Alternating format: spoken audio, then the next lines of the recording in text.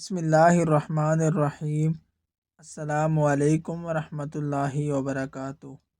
27 رجب میں پڑھے جانے والے نوافل۔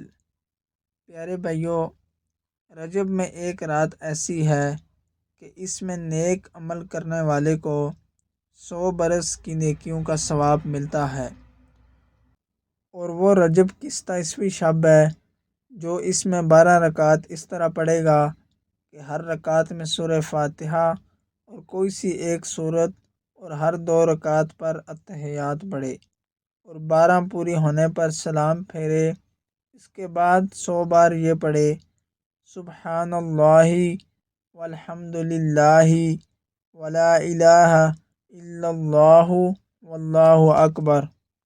پھر استغفار 100 بار، درود شریف 100 بار پڑھے اور اپنی دنیا و آخرت سے جس چیز کی چاہے دعا مانگے، اور پھر صبح کو روزہ رکھے تو اللہ اس کی سب دعائیں قبول فرمائے سوائے اس دعا کے جو گناہ کے لیے ہو۔ پیارے بھائیوں، رجب المرجب کی 27ویں شب یہ بہت ہی زیادہ فضیلت والی ہے۔ اس شب کو ہرگز ضائع نہ کریں۔ جس کو بھی وقت ملے وہ اس شب میں لازمی ان نوافل کا اہتمام کرے۔